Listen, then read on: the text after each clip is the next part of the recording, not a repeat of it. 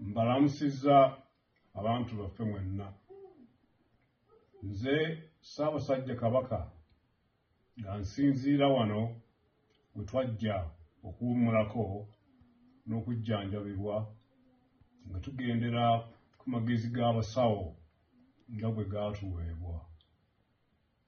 Tubadde tumaze akabanga nga tetubawulizaako, nga tugoberera ebiragiro by'abasawo ebyatuggya ku mirimu egisinga obungi. Embeera y'obulamu bwaffe egenda etereera era tusuubira okudda ku butaka mu biseera ebitali bya wala nnyo. Twebaza Katonda atukuumye era n'Obuganda olw'okutusabiranga bulijjo ate n'obutaggwaamu ssuubi wakati mu kusoomoozebwa okw'amaanyi ddala.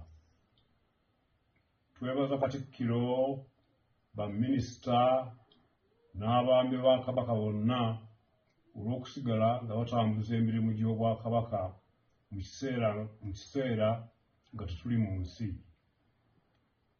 Ebigenda mu maaso byonna tubigoberera era twebaza Obuganda olw'obujjumbize mu mirimu gy'Obwakabaka.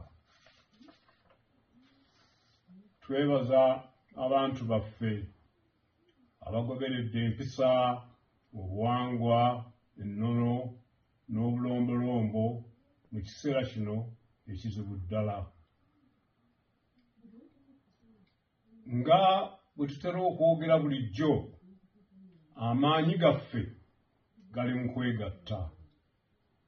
Tukubiriza abantu baffe okusigala nga bali lumu. Mukama abakuume.